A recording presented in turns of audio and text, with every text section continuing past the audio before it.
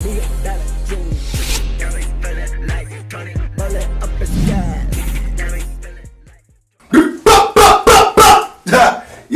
we back, nigga. We back, man.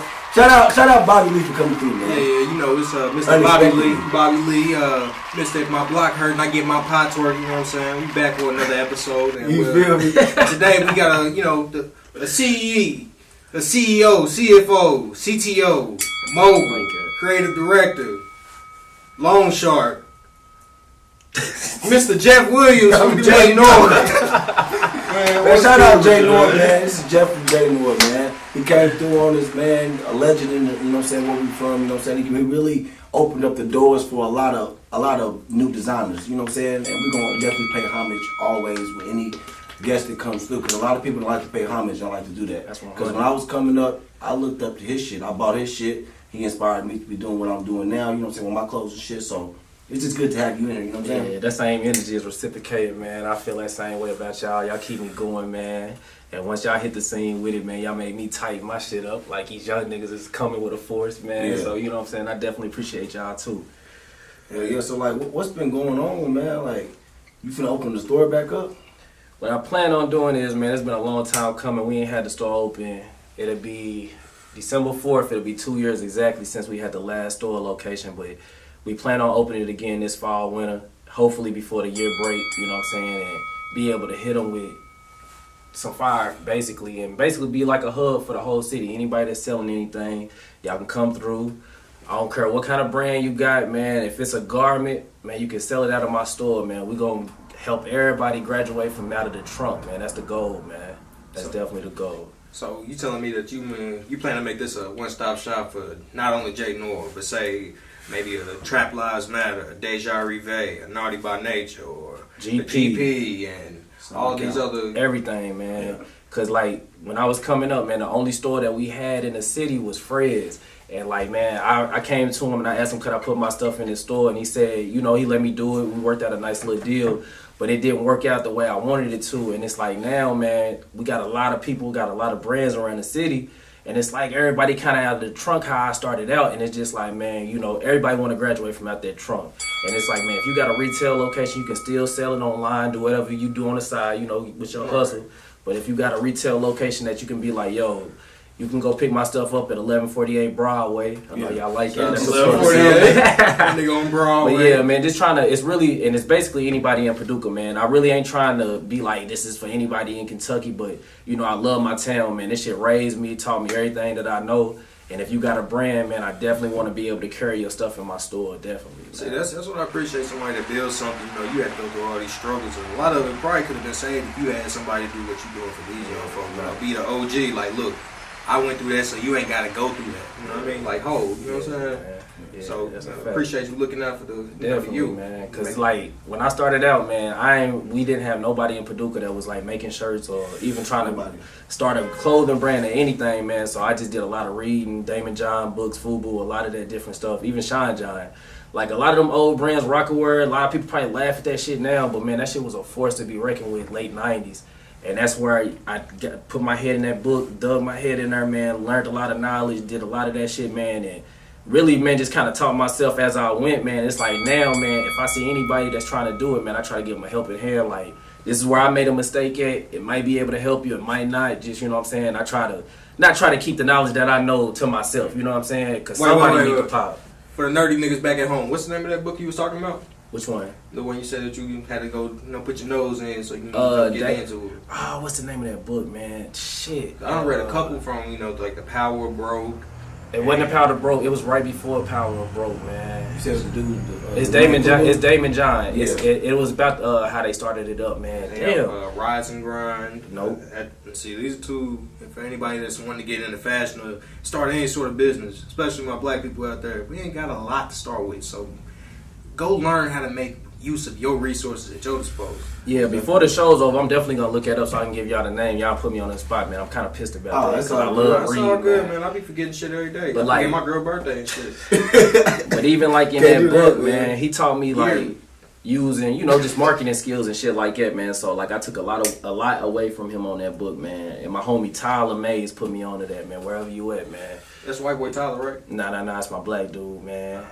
He was the one that did all my pictures and all of that. Like we ain't on good terms right now, but that's still my homie, man. Without him, J.Noir wouldn't even got to where it was at, man. That was my right hand, man. Hey, shout out to Tyler, nigga. Reach out, y'all make this shit up, Reach the man. fuck Ain't no out, point. man. Ain't no point in Whatever, niggas man. not linking up and getting some. That's still my brother. money. That's still my brother, man. But yeah. So you say you don't mind helping people though, like just coming up. You ain't like on no selfish shit. Cause some people be like, oh, figure it out on your own. I have to figure it out on my own type shit. You don't mind helping. Cause a lot of people, man, like one of my classes when I was going to U of L, man, this Dr. Jones, that was my PAS professor.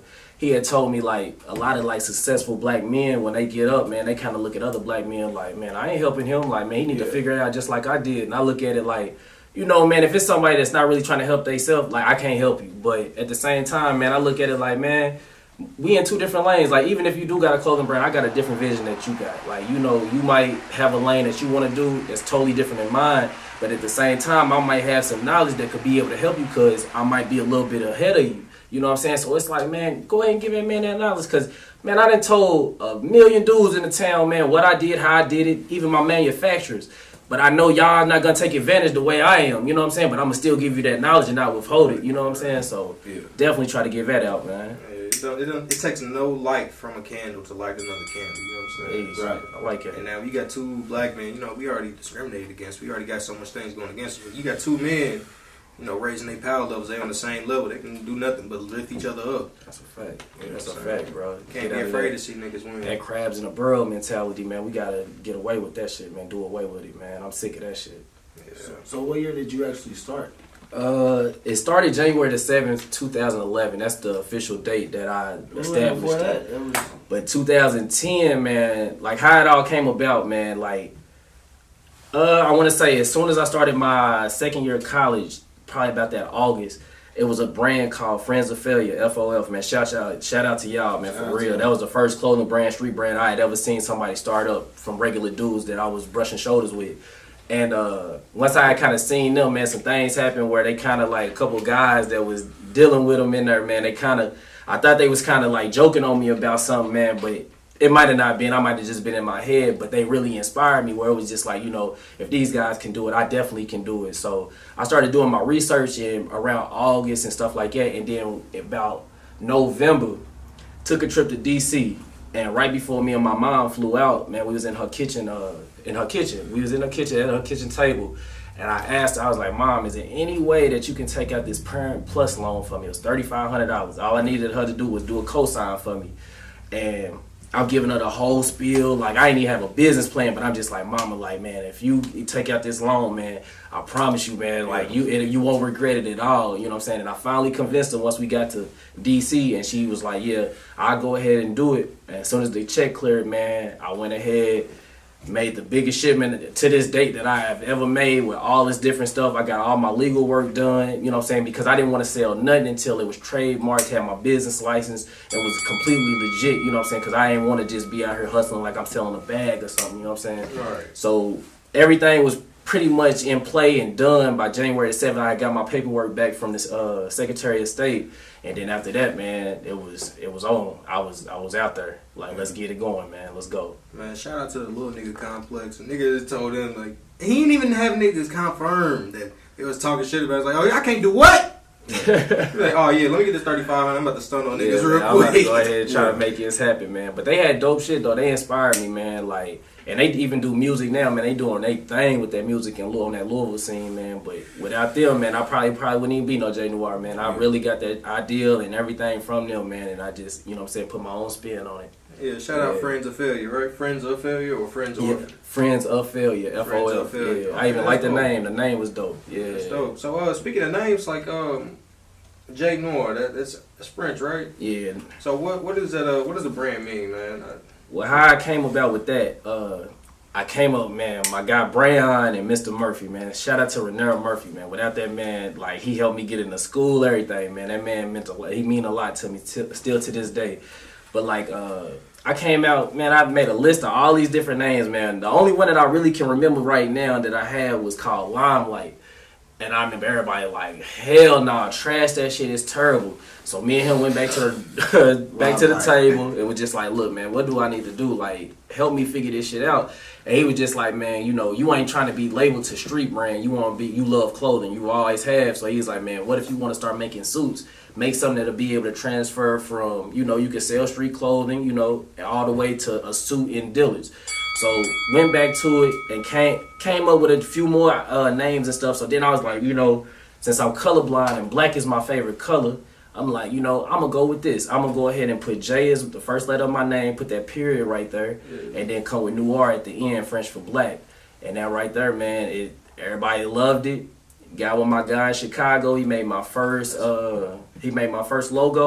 And after that, man, that's what it been ever since, man. Hey, that's fire. Nigga said he's colorblind, so now he's giving you a look through his eyes. That's definitely the vision, man. That's definitely the vision.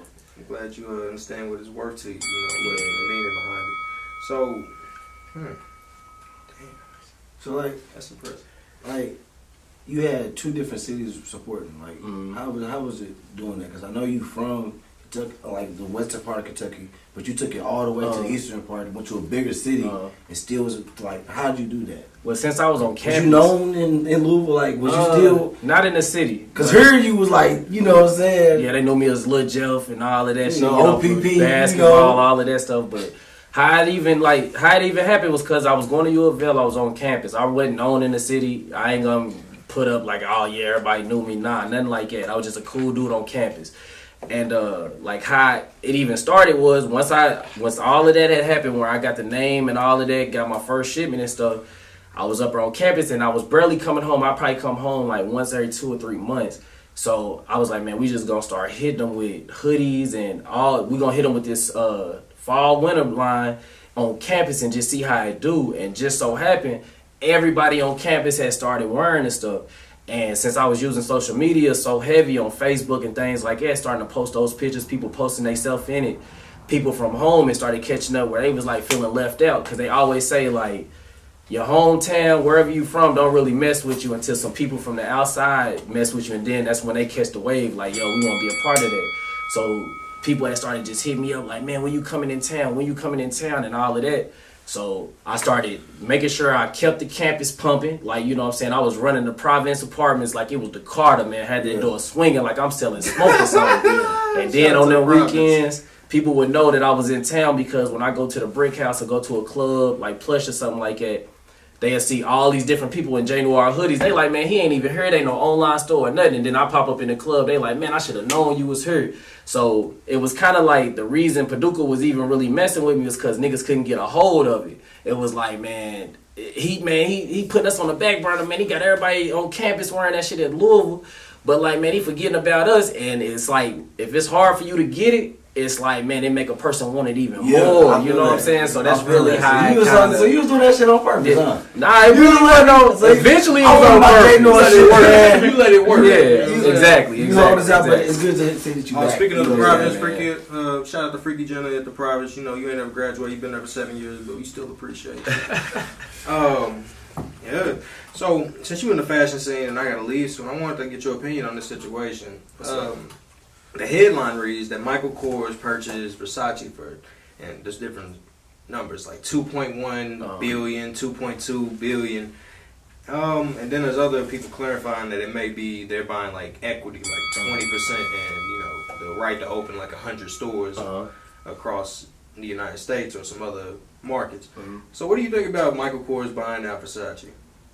When I first heard it, man, I thought like, man, it's gonna end up being watered down, cause I forgot the other brand that he bought maybe a few years ago, whatever it was. But it just seemed like, you know, that's Versace. That's an Italian fashion house. You know, Donatella, her brother that passed away that started it, all of that stuff. But it's just like, I feel like, at first, when I first heard it, I feel like, man, it might be the downhill for Versace. Like, what's going on? They might be hurting or something. But then once I seen her interview and she had put out a statement about it, I mean, it seemed like they still gonna be in control over it. You know what I'm saying? She said it's still gonna be an Italian-based brand, and nothing's gonna slow down and nothing like that. So you know what I'm saying? It's big business. I don't feel like it's about to get watered down or lose name or anything like that, man. I think it's probably a good move, you know. And I'm ready for more details to come out though, so we can find out like really what's going on, you know. But it's kind of fresh, so I just think it was crazy though, because it's like everybody downplayed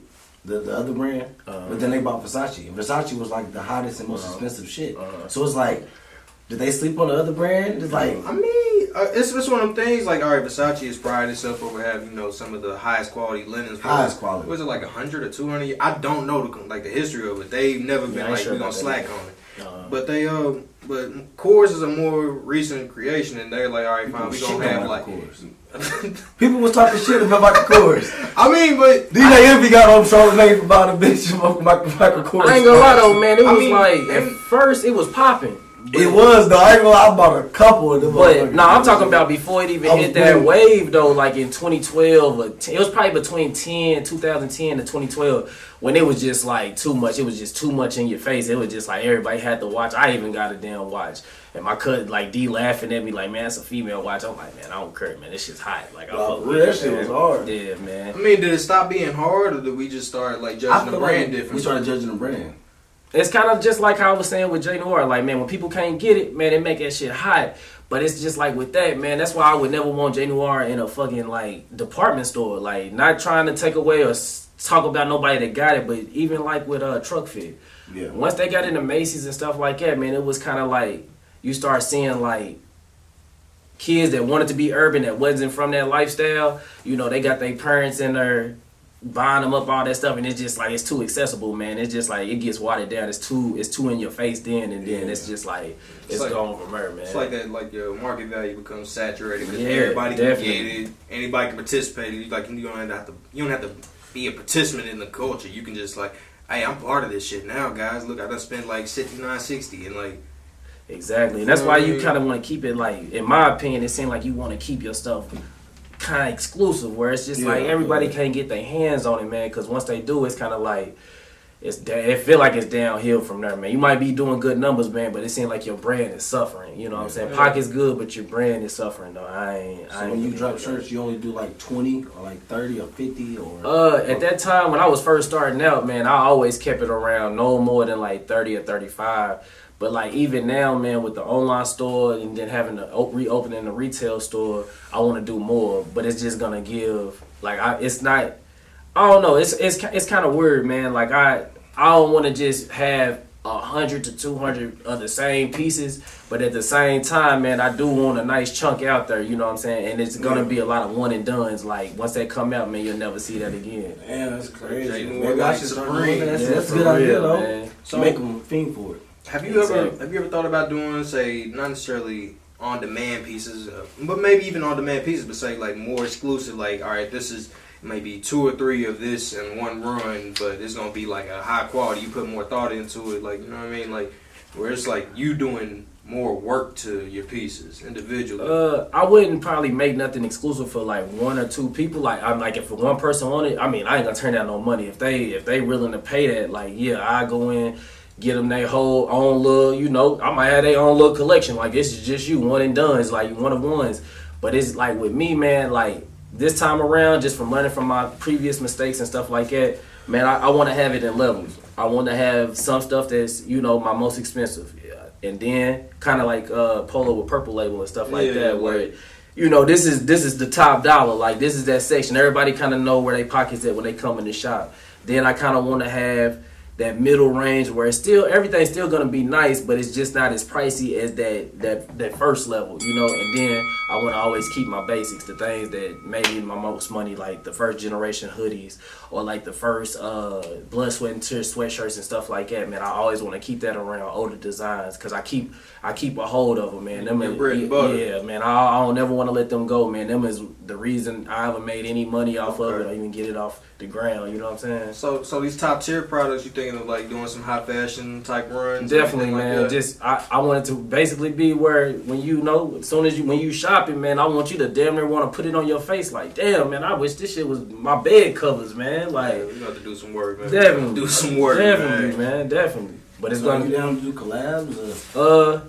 Yeah, I'm down for collabs, man, but I really just want to make sure I'm together before. For sure. You know what I'm saying? You can't, not even saying I'm helping someone, but I don't want to put too much on my plate, man. I want to make sure my brand is exactly how I envision and the whole, just make sure everything's like it's supposed to be, and then go on from there, man. Because like it's a lot of dope brands from GP to Trap Lives Matter to Made by Bands. I definitely want to do collabs with everybody, man. Why not? Let's all break bread together. Like it's no competition. It ain't like we selling dope and everybody got their own corner and shit like that. Nah, man, let's all get money together. Like, it's enough money for everybody out there. And that's gonna help our town. Like, why not?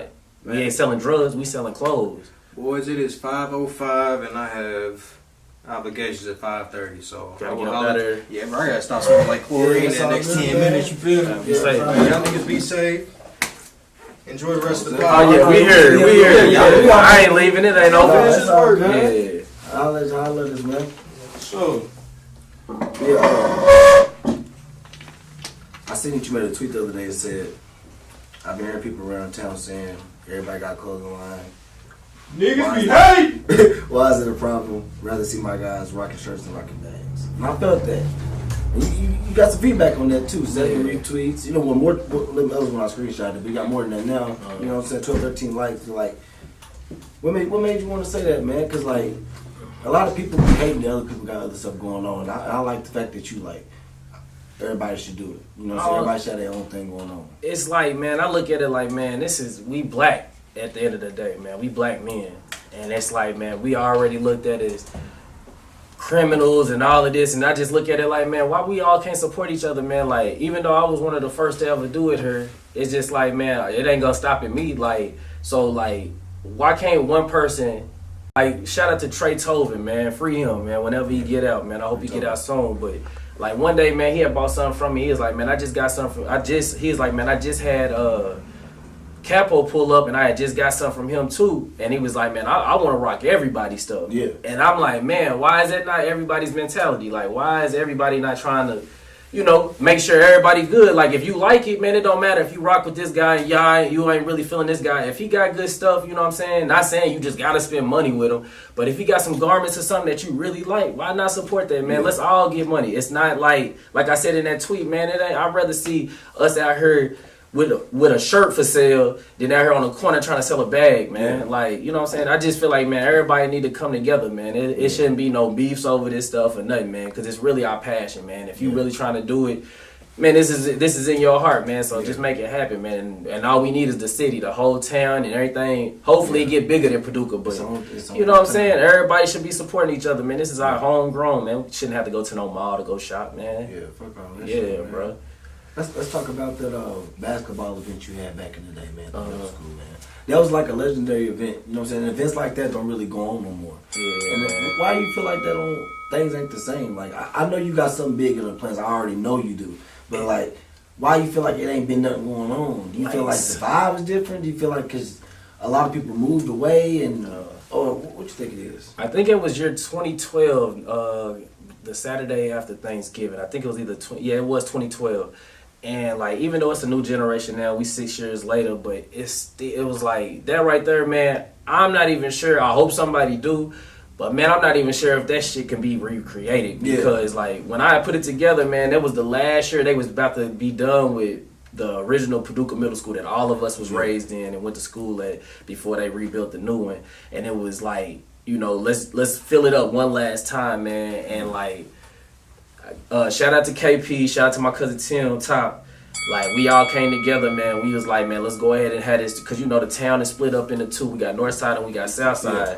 Even though the teams was kind of mixed up because of the last minute things and stuff, so it was a few North Siders on the South Side team or whatever. But at the end of the day, it was a beautiful thing, man. And it's just like, now, man, I'm not even sure if somebody's even passionate enough to make it happen for the town like that, man. But I pray they do, because like I said, man, that was a magical night, man. Like, yeah, it was crazy. It was pouring down raining that night. I remember my mom and dad talking to me because they ran the concession stands. They were just like, man, like, son, if a lot of people don't come, man, we still proud of you and all of that. And I'm kind of in the back of my head kind of giggling like, y'all don't even know what it's about to be, man. I think we ended up getting like over 300 or 400 people in there. Yeah. And that's only the way that gym was set up. It's only on one side, man. And from them pictures, man, it was sold out and there wasn't no seats. had the good DJ in there. Shout out to Twiz. Then we had Marky Mark on the mic because we wanted somebody like Duke Tango from the N1 to talk shit the whole time to know everybody that's gonna give it that good vibe. And then it wasn't no fights or anything like that, man. It's just like, it was a beautiful thing. And I don't want to say it couldn't happen again or nobody could have an event like that again, but I hope it do, man. Yeah, because the generation is different, man. You know, but I really hope it do. It's fucked up though, because that was like good unity. Like everybody came out, you know what I'm saying? It was positive. You know what I'm saying? Man. It was a night to remember, man. I'm glad we got good footage of that. Like, you know, a good turnout. We had referees, good food, good music, man. It was for the whole family, man. So like, I hope we can make it happen again, even if it's not dealing with me, because I definitely would support it if somebody else had it. Yeah. But like, most definitely, man, that was a big night. Man, that was one of my most proudest moments of my life. Like, even having the news there covering it, man, that was one of the biggest nights of my life. Yeah. How'd you feel about the fashion show that you recently just had? Your clothes got put in. Beautiful, man. It was I think the fifth. Yeah, it was the fifth fashion show that I had been a part of. Oh, it's the fifth one. Yeah, because it wasn't your first one. Yeah, we had some. I had been a part of some in U of L, EKU. I think one in Bowling Green at WKU. But like, for that to be the first fashion show we done had since like the 90s, man, shout out to Rosia, shout out to Marquise Scott, shout out to Dip, shout out to KP, man.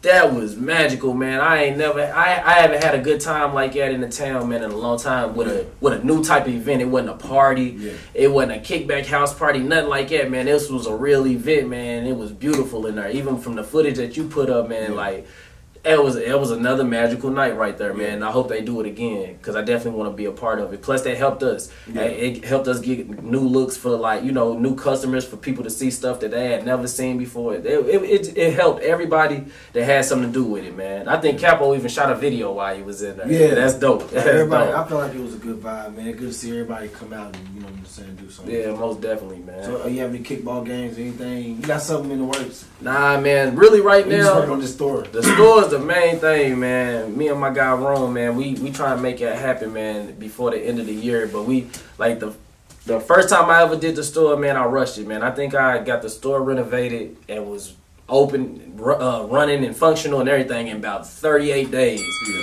Spent a lot of money on it, man. Made a lot of mistakes, man. And I rushed it. And this time around, man, it's not no rush. I haven't put no date, grand opening this day. We ain't even gonna do no grand opening. We just gonna let people know that it's there. Probably promo videos, commercials, stuff like that. But like right now, man, the only thing that I got on, that I'm focused on, man, tunnel vision is really that store. And then after that, man, one spring hit, trying to bring that city back out. Cause those kickball games that we had, the Northside Southside game, man, even though it was a free event, man, I remember people riding by like I didn't know what was going on over there, man. And we out there so.